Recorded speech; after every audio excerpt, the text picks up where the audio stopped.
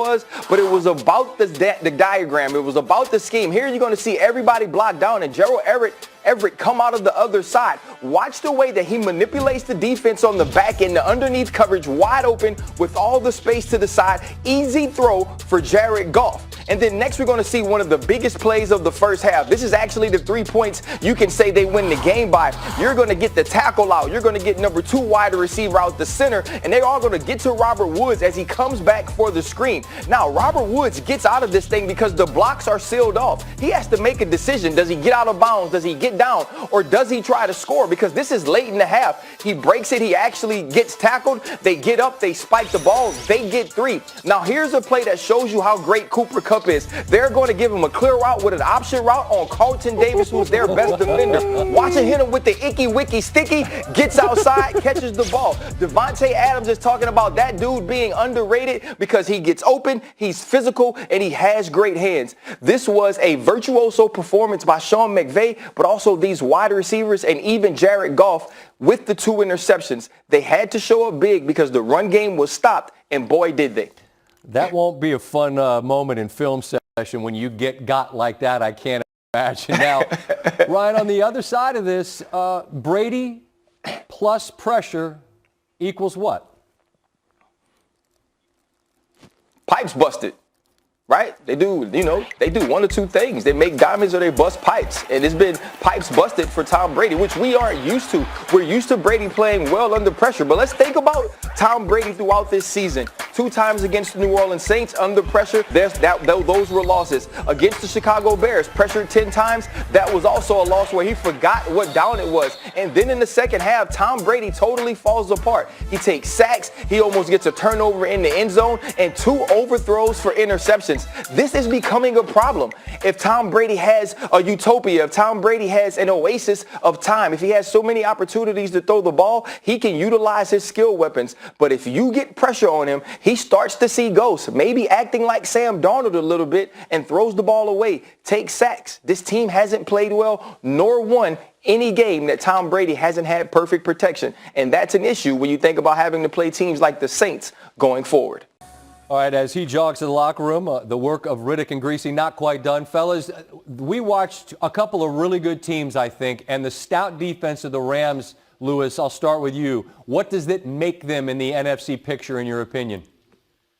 I think it makes them a definite NFC title contender because they can play many different styles. They have guys who are shutdown type of guys on the defensive side with Jalen Ramsey. They can play zone coverage with good eye discipline and good vision on the quarterback and intercept the ball and turn it over. Look, Aaron Donald wasn't even a factor tonight. You didn't even really hear his name, and yet they were still able to come up with big plays and turnovers, which is something that Sean McVay wanted them to do. And they went against a very high-powered offense and basically, in crunch time, rendered it useless. You got to give credit to Brandon Staley, their defensive coordinator, too. This was probably the biggest stage of his career. The first time defensive coordinator calling plays this year, and he takes over for a legend in Wade Phillips, a controversial decision by Sean McVay to bring him in, and he has been outstanding. He has gotten young guys coached up, Darius Williams of the world, Micah Kaiser playing well, guys that nobody really heard of, Scotty, coming into this season. They're playing at a high level, and they're playing connected, and you could see that tonight. Ryan, I'll stay with you. Tom Brady against the best defenses in the NFL. Where are we right now? Well, I think you're looking at this team, okay? It's not all Tom Brady. You're looking at the Bucs team, and everybody wants to talk about all of the core vets out there, all the guys that throw the football to, but that's not how football works, Scotty. You know that. You have to play together. You have to be familiar with each other. There were some throws downfield today that we don't typically see from Tom Brady. And some recognition by him downfield, some misses, throwing 2 balls to Jordan Fuller that look like they're coming down as a punt. I mean, it's just right into his hands. We don't see that from Tom Brady. That's not an arm strength issue or anything like that. That is a recognition and having time together as an offense. We thought after the first 2.5 months and after what we saw last week against Carolina that they had figured this out, run the ball with Rojo and then go play action over the top. They couldn't run it today, and they had struggled throwing the football because of it. Yeah, I think one of the things they're going to have to do, though, in crunch time, you see who they went away from. Mike Evans was going pretty good early on in this football game. And then in crunch time, when they threw to him, he was there. He was able to really deal with Jalen Ramsey, and they had a nice battle going on. When Tom started throwing the football down the middle of the field and started going away from Mike Evans is when some of the mistakes were happening. Now, that's not to say that you take away any credit from the Rams because they were playing great team defense. But I think as they go down the stretch here, they have to go to their moneymakers. Mike Evans has to be the guy in crunch time that they always dial up, and they have to just make sure that they don't lose him at crucial moments in football games. And I thought they lost him here tonight. I have one thought for Tampa Bay, and not just specific to them, fellas, but really to any of these teams that find themselves in the playoff mix, but with 4 losses, you're going to be on the road. But this year, without fans in stadiums, I just wonder what that really even means, Lewis. If you guys could just each give me a thought on what road playoff games this season represent. Yeah, when you don't have any fans in the stands at all, it really doesn't represent anything other than the inconvenience of traveling and going to not sleeping in your own bed, being around your own surroundings. Because I can just tell you this, every single team we've talked to has said this.